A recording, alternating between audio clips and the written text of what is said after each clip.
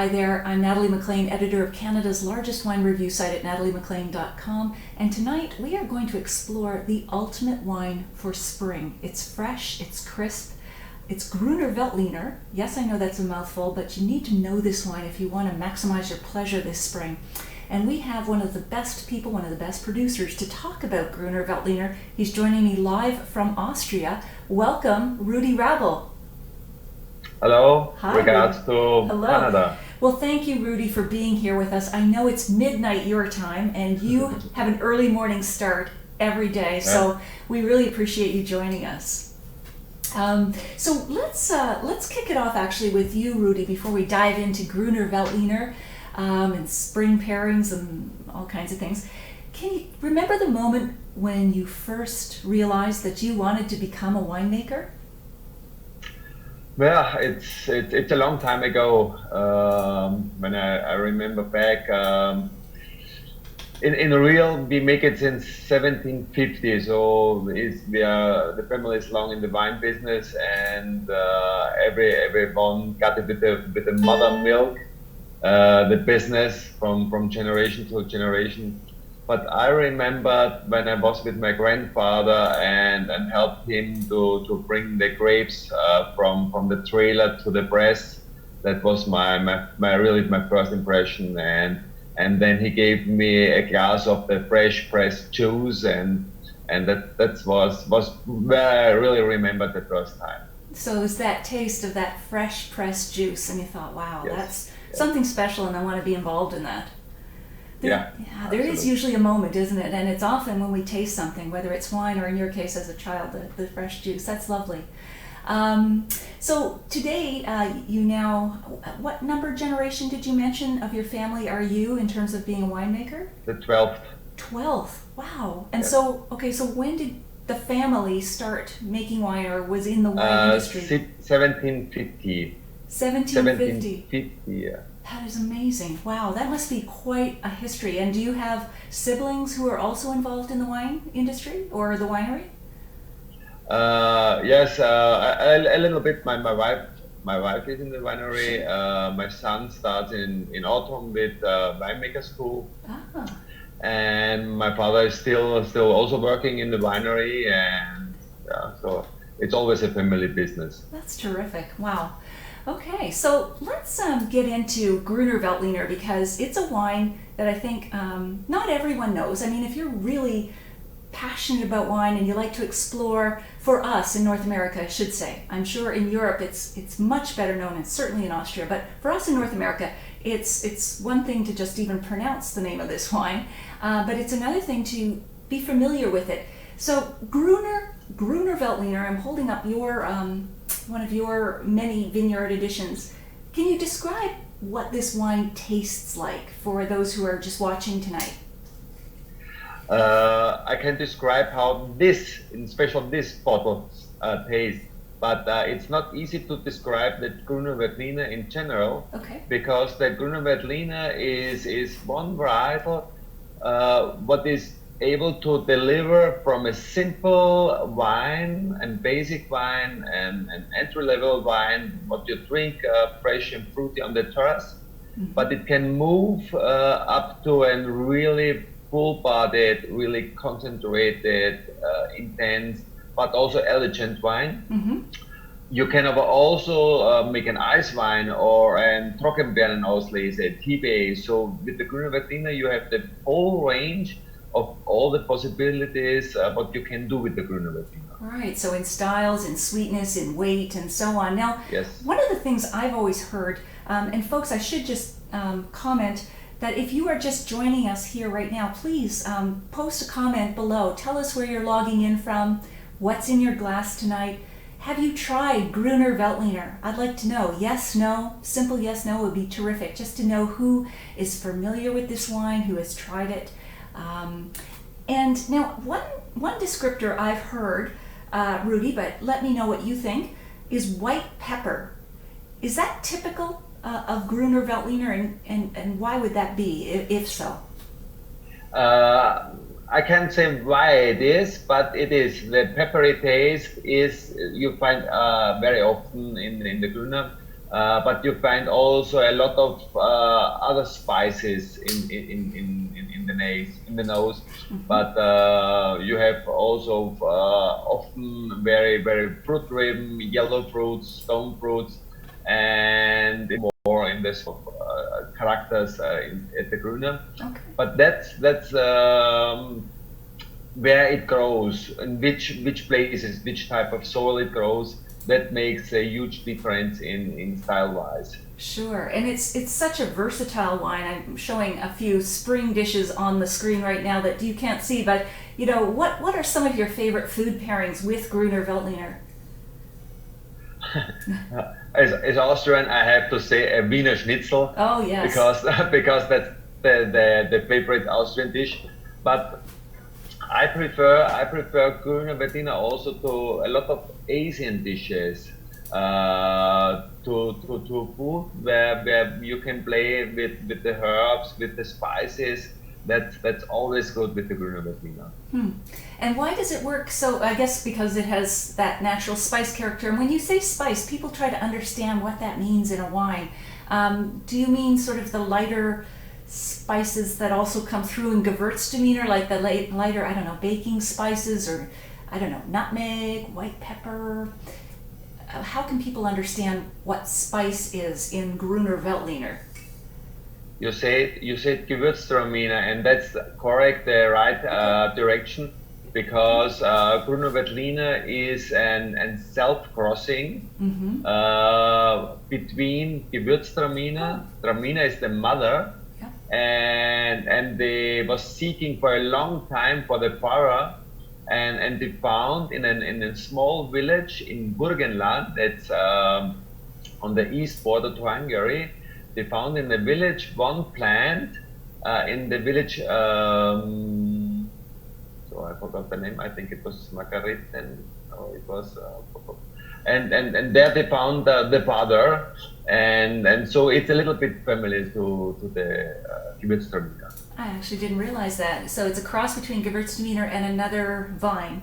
Yes. So it would have some aromatic similarities with Gewürztraminer than those spicy characters and so on. I just find it very, very food friendly. I mean, when you get crisp acidity, and we shouldn't be afraid of acidity, it's kind of what salt is to food, I find. Acidity is to wine. It brings forward the flavor of both the wine and the food.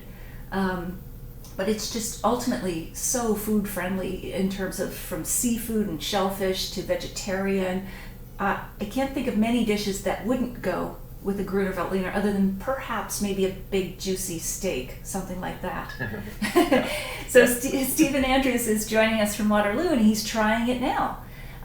He's trying a Gruner Veltliner. He couldn't find a Rabl, but he is determined, and he's drinking some Gruner, and he's finding that it has some pear and citrus notes, and yes, a note of white pepper, so he agrees with us, Rudi. We also have lots of other folks who are just giving us the thumbs up. Hello, Katarina Anderson and Andresen, I should say, Jane Staples and Terry McMillan, and the comments are going by. So please, if you're just joining us tonight, folks, here on the Sunday Sipper Club, we're talking about Gruner Veltliner and Austrian crisp white wines, and who better to talk about them than Rudi Rabl, who produces some of the finest Gruner Veltliners in Austria. So Rudi, what are the challenges of making wine in Austria? It's a cool climate. But what is particularly challenging about making wine in Austria? What we see the last years is the climate change. In one way, it's good for us because we are really a cool climate country, and with the climate change, we have an earlier bug spring. So the shot starts early with growing, and then we have some late frosts, like this year, and that's always a little bit of a challenge. That gets more and more. But the problem is with in general with the vine growing here, but it's with the climate change, it is better and better. For the ripening, right, because you're getting a longer ripening season. It's getting warmer. Yeah. And what does Yeah, an and early frost do? What happens then? What damage or what's the downside of an early frost for you? yeah, it damaged some bunches. Right. So then we this year we had a nice spring. Last year we had some region they lost up to 40-50%. Oh wow, 50%. Wow, that's a lot. Why don't you think Gruner Veltliner is better known in North America? Is it just because of the small production and it's traditionally been mostly consumed in Austria or Europe, or is it because of just trying to pronounce it in a store and ask for it, or why don't more people know about Gruner Veltliner? Um, it's simple. We produce here in Austria less than 1% of the whole world wine market. Oh wow. Okay. So in real, we produce nothing. We have in Austria around 45,000 hectares. That's less than Bordeaux.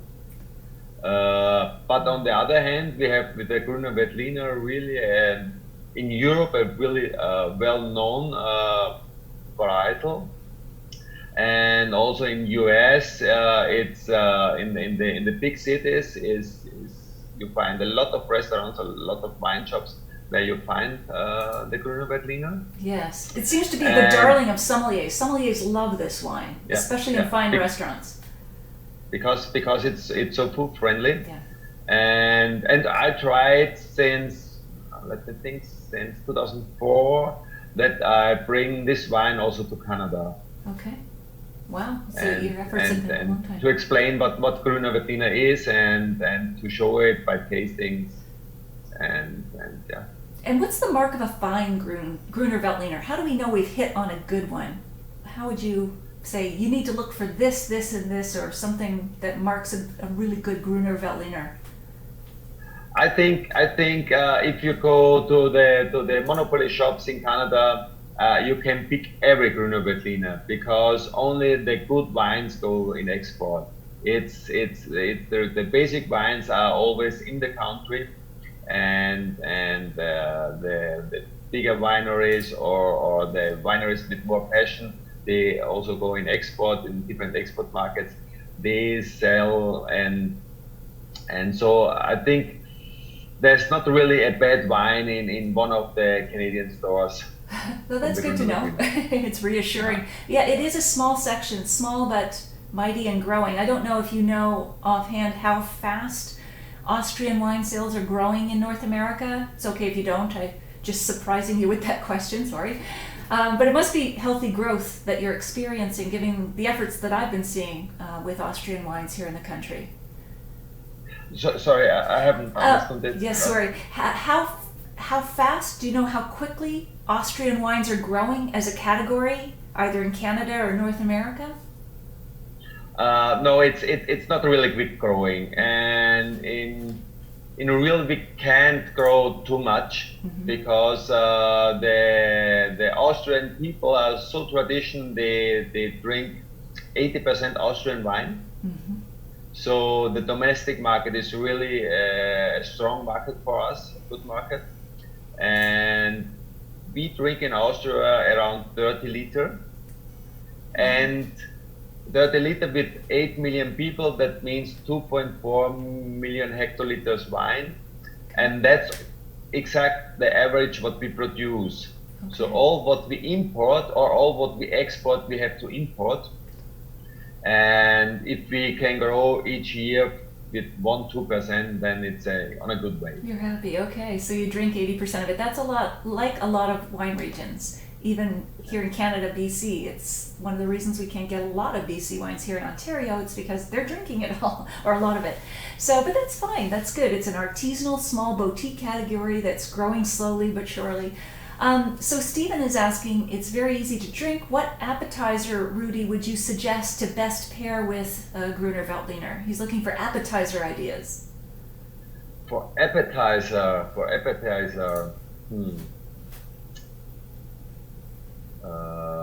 we have special appetizers in Austria. We called it some creams what we keep on the bread. Right.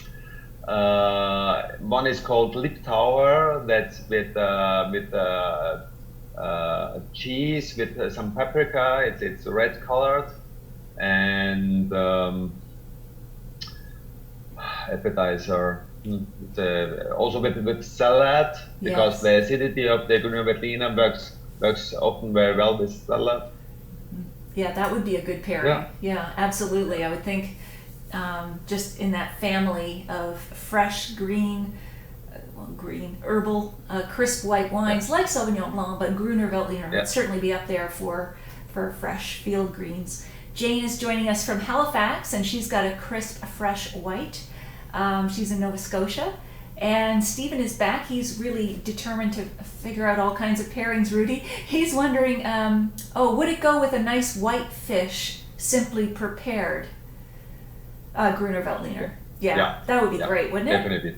Definitely. Stephen's making me hungry, and Rudi, you're making me thirsty. So I should try this one. And it's... Now, how many different Gruner Veltliners do you make? Because I see I assume, is that a vineyard designation under? It's Spiegel. Yeah, so I'll put it up close here, yeah. Mm-hmm. Yeah, that's the Gruner Veltliner Spiegel. Okay. But I make in general 12 different Gruner Veltliner. Oh, wow. That starts with the restaurant wine, but we sell to some restaurants in the 1 liter bottle. Mm-hmm. But very famous is in Austria is all the spritzer, that it's a mix between half wine, half sparkling water. Okay, and you don't mind that? I prefer it. Yeah. Oh, you do it yourself? I drink more spritzer than beer if I'm thirsty. Okay. That's really tradition. Oh. And for the spritzer we take the Austrian Gruner Veltliner. Okay. But then I have from different vineyards. So when I make it in categories, I have the Campbell PSC. So that's the domestic wine from different vineyards, from more villages. And then the next step, I have a Gruner Veltliner. It was called Terrassen. Mm-hmm. This is a wine, it grows on different terraces, but terraces with different type of soil. So I have some lush terraces with the sandy lush soil, but I use also some fruits from prime rock terraces. Okay, so rocky and sandy loam, yes. And the kind of soil that makes vine roots suffer, right? They kind of have to search deep down for that water and those nutrients. Correct. Yeah. Correct. Okay. And then I have the village wine. That's the Langenlois. Okay. Langenlois is the village where our winery is. It's the center of the canton. Mm-hmm. And then it starts with some single vineyard wines, like you have in your glass the Gruner Veltliner Spiegel. Spiegel I make really only for my agent in Ontario. Not in the reserve category, in the classic style category. Mm-hmm. And all the other single vineyards are then in the reserve category. And I have at the moment 4 different.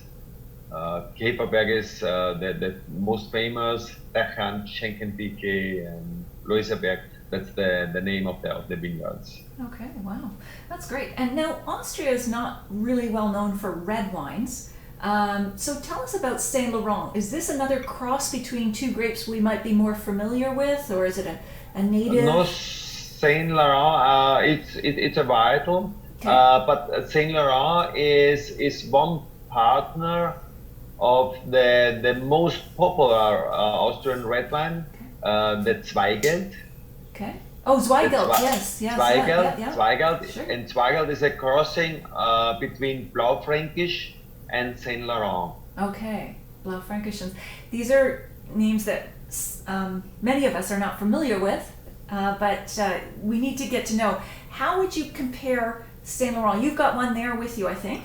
What kind of style? Is it medium bodied? How would you describe it? It's medium bodied. Okay. This wine, I have it more on the fruity side. Mm-hmm. without oak is medium bodied. I think it's with Fresh. 13 alcohol. Yeah. But Nice and balanced. I think it's a wine style what you also can drink in the summer, a little bit chilled, not too warm, not too cold, so with around 14, 15 degrees. Yeah. I think it's also a nice summer wine It because is. it's fruit driven. It's a little bit familiar with the Pinot Noir. It is. It is. Yeah. It's fresh and fruity, and not heavy. And you know, as we go into the summer months here and in Europe, and the weather heats up, it's the last thing you want is high alcohol in your glass. So Yeah. it's quite nice. And you know, as you say, you can even serve it just with a slight chill on it for better refreshment, I think, too. Yeah. We sometimes do that. So Lynn has joined us, and she's asking you, Rudi, what is the 2017 vintage looking like for Austrian wines? And what's the best year in the last decade? So she's got two questions. So how is 2017 looking so far? 2017 so far it looks good. Okay. So we are in an average time procedure at the moment. The blossoming will start in around 2 weeks. That's good, but the whole year is in front of us, so we have to the summer it can be dry or we can get a hailstorm or Wow. you know. Yeah. So but so far perfect. So far, And in November we know it exact, but when we have the harvest in the cellar. we'll come back and ask you then. As you say, Yes. you've got the whole year in front of you, which sounds a little ominous, but I guess exciting at the same time. That's good. And she's asking. And the yes. second question was Exactly. which vintage? Yes.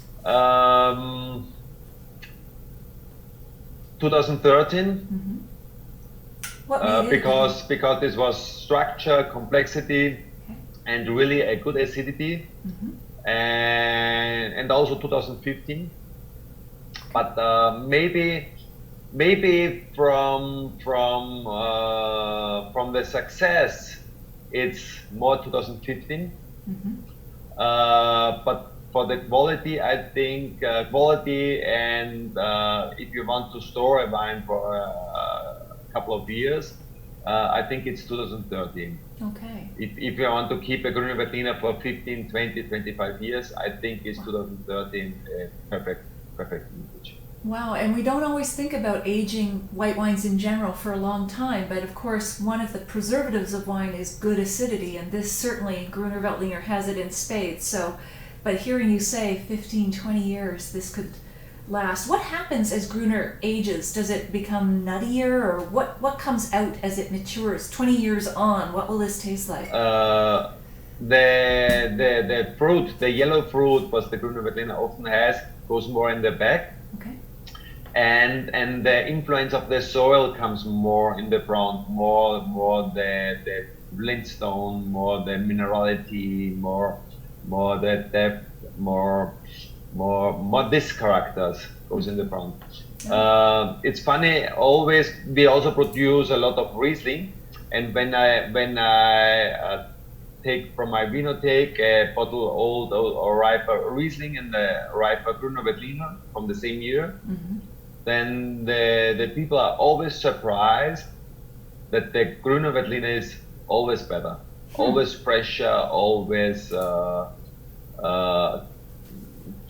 Riesling shows then if it's 10, 15, 20 years old, the petrol taste, Yeah. and the Grüner Veltliner is really good. Wow, that's an interesting comparison between Riesling and Grüner Veltliner. Stephen says, I can't keep wine for 2 weeks, so he's not even up for the 10-year aging thing.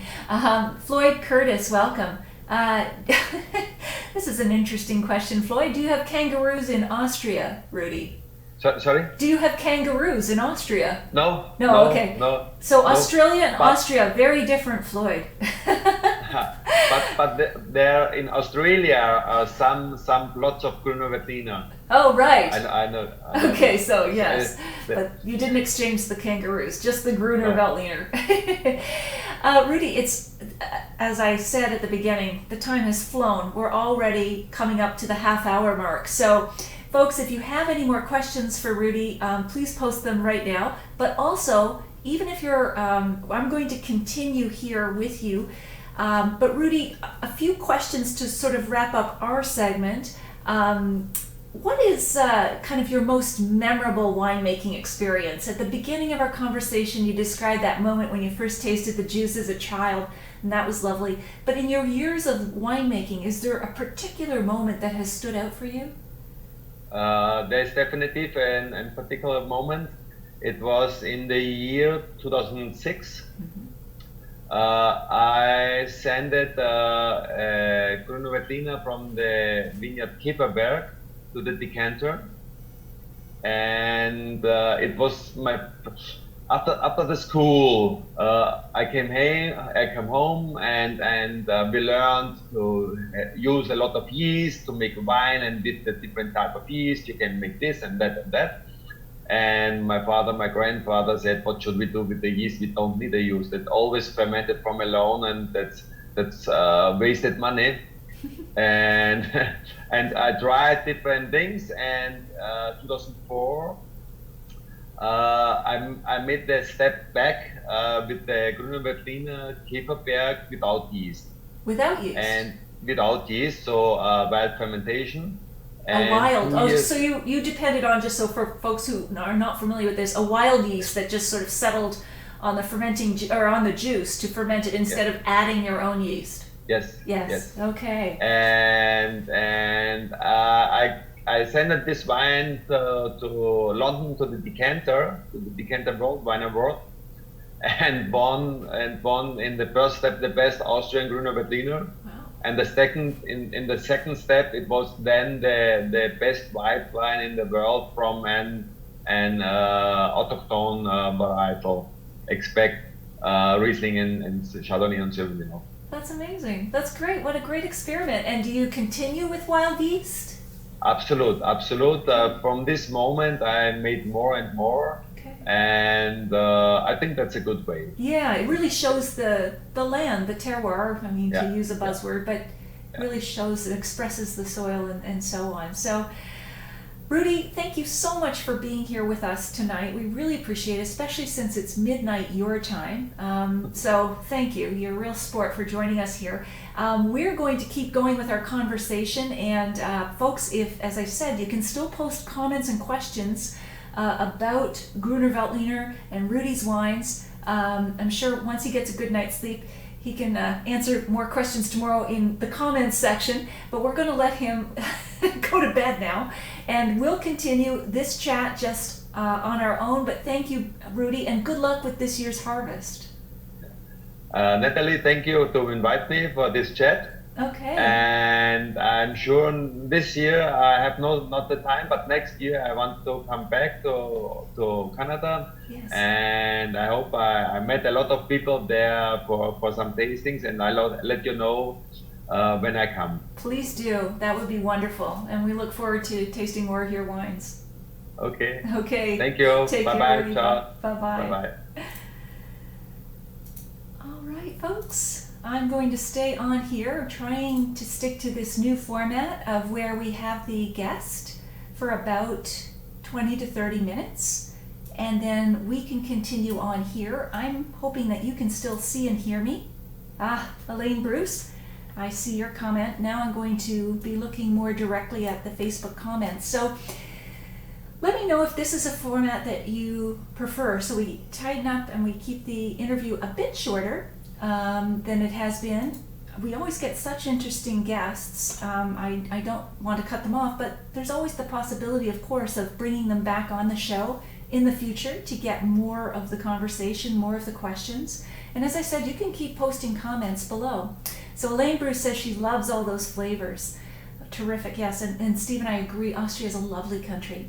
So now we can keep talking about a Gruner Austrian wine, but we can open the conversation now that we've said adieu to Rudi. Is there anything, wine-wise of course, that you'd like to talk about? I will kick it off. Just on a fresh, crisp note. One of my wine discoveries, or one of the wines I've been enjoying this week, is a Pinot Gris, which is a rosé. This is from southern France. I think we're finally into rosé weather. I mean, I have been waiting for this so long. There's been so much rain.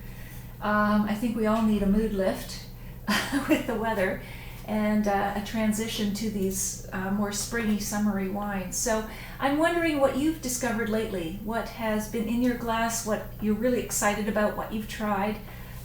Post in the comments below. And if you're just discovering us for the first time, we're the Sunday Sipper Club. We gather here at 6 p.m. every Sunday, live. It's a terrific chat. It's an informal one. And you can always watch the replay. So if you're only catching us midway through, this will be posted as a replay. And you may be watching the replay from the beginning. So still welcome to you. And even if you're on the replay, you can still post comments. I'll respond. I always ask our guests to check back the next day and respond to any of your comments or questions that we didn't get to. So Lynn says, I like this format, formal discussion first, followed by more collaboration after. Love the rosé from southern France. Yes, isn't it gorgeous, Lynn? And Stephen asks, when is the Tavel coming? So Tavel, as you may know, is from the Rhone Valley. It's a tiny little district within the Rhone Valley that only makes rosé from the Syrah grape, Syrah, Shiraz, and they do it by the Saunier method, so the bleeding method. I know that doesn't sound appetizing, but it's actually produces a very flavorful rosé that's still not heavy. So they're taking the juice of a Syrah, like that normally makes a big red wine in the Rhone Valley, and just pressing it lightly and taking that sort of first run juice and literally bleeding it off the vat where it's fermenting, so they get the rosé color, but they get all the flavor and none of the heavy alcohol or tannin. That is a true hedonist rosé. Stephen, I know that Chateau de Caria, which is one of my favorites, is out in the LCBO, I believe now, but more are coming. We are tasting the rosés. I had the privilege with some other media members to taste all of the vintages releases that come through the LCBO. We do that once a month before the releases happen. So I know that a lot of Tavels and rosés are coming through the system, and they're out now too. So do check. You can also look on my website for reviews there. Let's see. Stephen, Gruner means green. Yes, according to my wife, yes. And the wine does have a green tone to it. It does, Stephen. I think for me, the greenness comes out in the flavor, and I mean that in a positive way. It's more herbal, fresh, lime, not asparagus, but sort of those green, fresh, spring, fresh flavors. And that's why I think it's such a good wine for now, this time of year. Lynn is loving Nebbiolo from the northern region of Italy. Beautiful spring wine. Sadly not so much in the LCBO in Ontario, but we see it in the SAQ, and we are so lucky, Lynn, to live in Ottawa and be able to shop from both. So I never thought of Nebbiolo as a spring wine. I guess I always associated Nebbiolo with the heavier, big Barolos from the northern Piedmont region, but that's interesting. So, very interesting. And I must say, the Saint Laurent, the red wine we tasted with Rudi tonight, it's lovely. It's, for me, it comes across as just a little heavier than a Pinot Noir. Definitely not as heavy as a Bacco or what else, Syrah, that sort of thing. It's right in between, and I agree with what he said, that it's a good spring red. You chill it down just for 10 minutes in an ice bucket in the bottle, and I think you're on the dock, on the deck, it's sunny, it's beautiful, and you've got just ever so slightly a slight chill there that gives some lift and freshness. Because when we serve red wines too warm in the summer, all that's apparent sensorially is the alcohol and the heat of the alcohol, and that's not what you want. Definitely not. Although I'd love some heat right now weather-wise. So anyway, what else has tickled your taste buds? Elaine, if you're still on, what is in your glass lately? I'm wondering what you've discovered. Jane is drinking a Luckett, the Tidal Bay from Nova Scotia. She's in Halifax on assignment, I believe, Jane. I hope that's going well. So she's writing about the wines of Nova Scotia. And she's drinking, Luckett Vineyards is such a special vineyard in the Annapolis Valley of Nova Scotia. It's got this red British phone box, the traditional British phone boxes, right in the vineyard, and you can make a call anywhere in the world. That's because Pete Luckett, the owner, is British, and it's so iconic. People get their picture taken there all the time. It's a lot of fun. So that's what Jane's drinking, and Tidal Bay, of course, is a Nova Scotia specialty. It's a very crisp floral wine. If I were to compare it to anything, it would be Torrontés or Viognier, that sort of thing. So I'm looking at the time, and we're doing okay. I think maybe another 5-10 minutes max. I'm going to see if we can keep this to 45 minutes. That's still long format, but for those of you who want to engage and ask questions, of course you can go anytime you like. No one's holding you down. Just to keep the phone lines open, I guess. Stephen, that's not a complete sentence, my dear. I know P. Elaine Bruce, the Tavel is out here in Alberta. Okay. Clear de, oh boy, that's a mouthful. Montazar, oh boy. And Tavel Beau Revoir. Michel Chapoutier, such a good Rhone producer, isn't he? Chapoutier is the one, you may recognize his labels. They're done in Braille. He's the first one and one of the few still that does Braille labels. So, they can be read by the blind. Touch of the fingertips. It's really innovative. And he's innovative in many more ways than just his labels. His wines are terrific, really terrific. Floyd is enjoying a nice Alsatian Sylvaner. Now that's a nice crisp spring wine, Floyd. Alsace produces such consistent wines. What do you think? Yes, I do agree. Absolutely. And with Alsace, one of the rules of thumb you can remember about Alsace is when you're looking at their Rieslings in particular, they're almost always, if not always, bone dry. Whereas with Germany, you will find a range. You will find bone dry, but you'll find off dry, sweet, a whole range of styles. So you need to know what you're looking for when it comes to German Rieslings. Of course, they are benchmark. But with Alsatian, if you, I don't know how to put this, you don't need to remember as much. I don't know, that's probably not the right way to put it, but they're always dry. And Alsace cuisine is so spectacular. Their wines are meant to pair with that beautifully flavorful cuisine. Nice, Floyd. Yes, absolutely, Stephen. And Stephen says, Pete Luckett gave a talk at an event, a great guy. Now, he would be a good guest, wouldn't he? What event were you at, Stephen, and what was he talking about? Was it Nova Scotia wines, a particular varietal?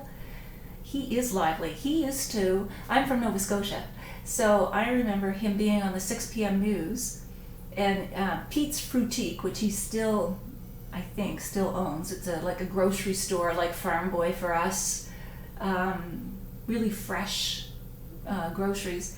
And he would have a spot, I think it was called the Green Grocer or something. I might be confusing it, but he was such a good presenter on television. You were at an optometry convention. Wow. Okay. Presumably, though, he wasn't talking about optometry. He was entertaining the optometrists, I'm assuming. Do you remember the topic of his conversation, Stephen? I should get in touch with him and see if he'll come on. I know he's very lively, and that really makes for a great conversation when we have a guest here in the evenings. So, guys, anything else? Because I think we will wrap it up. If, next week, I should tell you, we have, of course, a very special guest, but they all are. I really try to think carefully about who to invite on, and so that it's educational and entertaining. Stephen, yes. He talked about, so Pete Luckett talked about how to treat employees in service. Now that's interesting. Elaine, I'm trying to stay with single varietals, refining my taste buds, I hope. Any suggestions for the next new ones to try? Wow. Elaine, why don't you email me? You, I think you mentioned you're taking WSET 3. So if you email me at natalie@nataliemclean.com, I can point you in the right direction of some things that you might want to try and just some resources, because you're in study and training mode, so I'd be happy to help. Next week, Elaine and everybody else, you're going to love this guest. His name is Tim Hanai. It says his last name rhymes with Hanai. There we go. Tim Hanai. And he has done some really cutting edge research. He's lively, he's fun.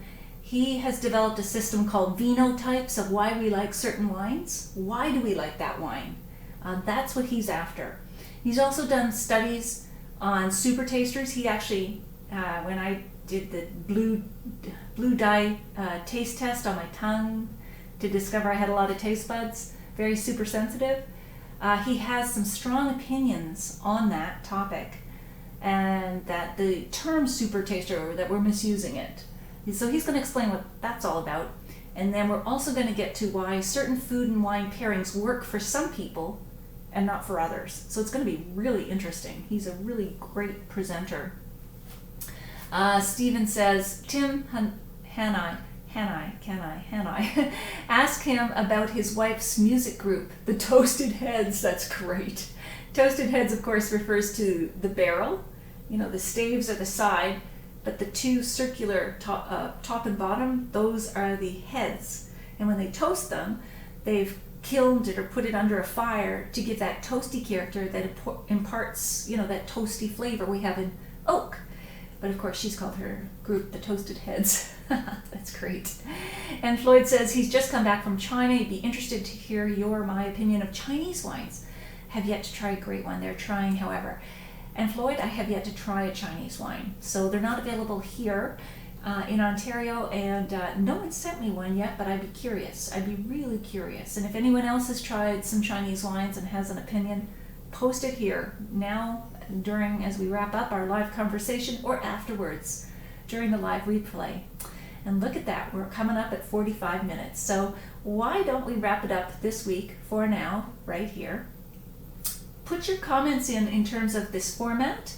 Lynn likes it, does anyone else? Where we kind of keep the guest to 20 to 30 minutes, and then we have this free-flowing conversation about the guest or anything else wine-wise. I can share with you my wine pick of the week, what I've discovered. You can do the same, so that we're all sharing best bottles.